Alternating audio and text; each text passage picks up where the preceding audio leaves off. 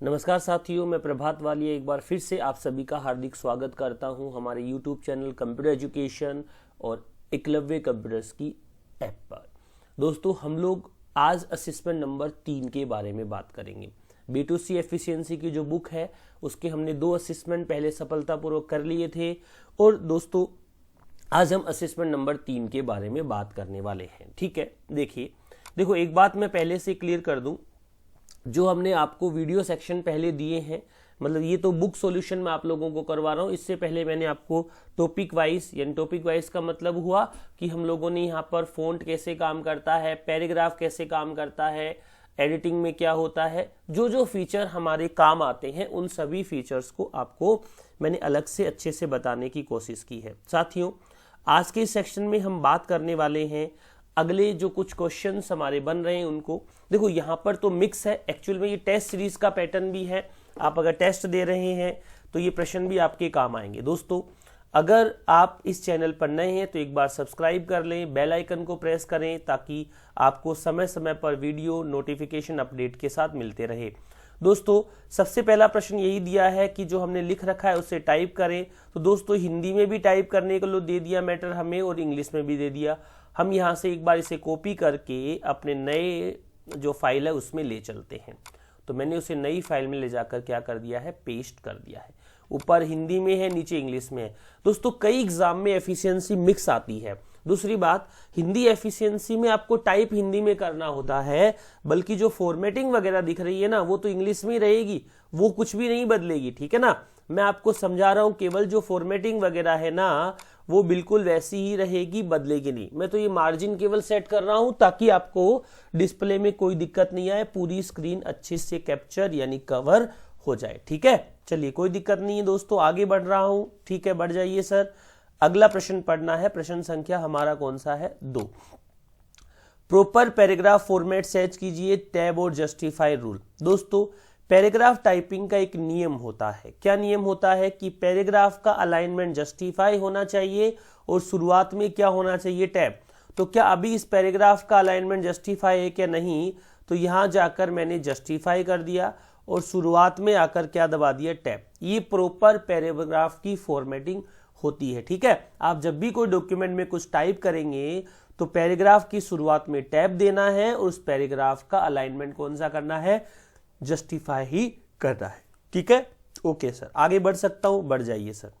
अब आगे हमें कहां चलना है, अगले प्रश्न पर। अगला प्रश्न क्या है, पढ़िए। लाइन स्पेसिंग 2.0 करना है। लाइन स्पेसिंग का ऑप्शन कहां होता है, इस पैराग्राफ पर क्लिक कर दो। सेलेक्ट करने की आवश्यकता नहीं है। फ़ॉन्ट वाले फीचर जब हम लागू करते हैं तो हमें सेलेक्ट करना होता है, उसके अलावा हम सेलेक्ट ना करें तब भी काम चलेगा। तो होम पर जाएंगे, पैराग्राफ पर जाएंगे, लाइन स्पेसिंग पर जाएंगे, कितना कर देंगे, 2.0। इनके बीच का जो लाइन स्पेसिंग है वो कितना हो गया है दोस्तों, साथियों, 2.0 हो गया है। अगले प्रश्न पर चलते हैं। अगला प्रश्न पढ़ते हैं, क्या कह रहा है। After and before paragraph space कितना करना है, 10 करना है। चलिए, इस पर कोई दिक्कत नहीं है। कहां पर जाना पड़ेगा हमें इसके लिए, पेज लेआउट पर। देखो, बिफोर में कितना है, 0, इसे 10 कर दीजिए। आफ्टर में ऑलरेडी 10 था, क्या उसे छेड़ें, क्या आपकी इच्छा है, छेड़ लो, लेकिन कोई बात नहीं, वापस करना कितना पड़ेगा, 10 कर दो, मन की संतुष्टि रहेगी और तो क्या है। ठीक है, वही चाहते हैं सर। आगे बढ़ें, क्या है अगला प्रश्न दोस्तों।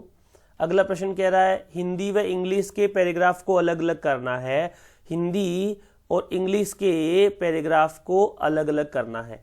तो यहां पर रखा मैंने कर्सर, एंटर दबा दिया। ये तो अपने इसका है, उसका करना है।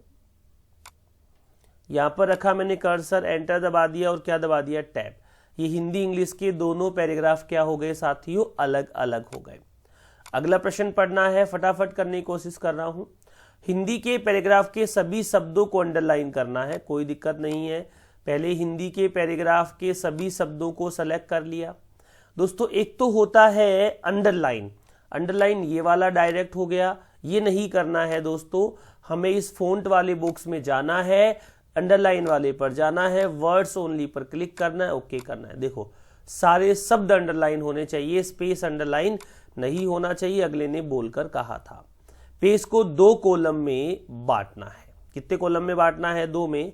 कैसे बांटेंगे हम चलेंगे पेज लेआउट पर, यहाँ पर कॉलम गाइड दिख रहा है, उसमें कितने कर देंगे? 2।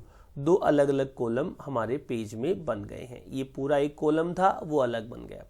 अगला मोड क्या कह रहा है हमें? अगला प्रश्न क्या कह रहा है? MS वर्ड की विंडो को फुल स्क्रीन रीडिंग मोड में शो करना है। ठीक है, ये आपका पेज है जिसमें आप काम कर रहे थे। अब फिर हमें व्यू पर जाना है। कहां पर जाना है? व्यू पर। इस व्यू के अंदर एक ऑप्शन दिख रहा है फुल स्क्रीन रीडिंग मोड। इस पर क्लिक करेंगे तो आपको कौन से मोड में दिख जाएगी आपकी स्क्रीन दोस्तों? फुल स्क्रीन रीडिंग मोड में दिख जाएगी। ठीक है, इसके बाद आपको अगला प्रश्न पढ़ना है, तो इसे क्लोज करके वहां जाना पड़ेगा। क्या कह रहा है अगले प्रश्न में? फाइल को सेव कीजिए। फाइल को सेव किस नाम से करना है, किस जगह करना है, हमें कुछ नहीं बताया। हम फाइल पर यानी ऑफिस बटन पर जाएंगे, सेव पर जाएंगे। दोस्तों हमने अभी एक फोल्डर बनाया था G ड्राइव में पिछली बार, उस फोल्डर का नाम था प्रभात वालिया। उस फोल्डर में जाकर कौन सा असेसमेंट अपना 3, अब असेसमेंट नंबर 3 के नाम से, अपने नाम से जो नाम आपको पसंद आ रहा है, हाँ गुरुजी बाबू के नाम से कर दे, हाँ सोना कर दो, मोना कर दो, बाबू कर दो, आपकी इच्छा है, जो मर्जी कर लो, कोई दिक्कत वाली बात नहीं है। चलिए दोस्तों, ये हमारा असेसमेंट नंबर 3 खत्म हुआ। आज के इस सेक्शन में हम इतनी ही बात करेंगे दोस्तों। उम्मीद कर रहा हूं कि हम लोग जो आप लोगों के लिए वीडियो सेक्शन लेकर आए हैं, क्लासरूम सेक्शन लेकर आए हैं, ये लाभदायक है। धन्यवाद, आभार।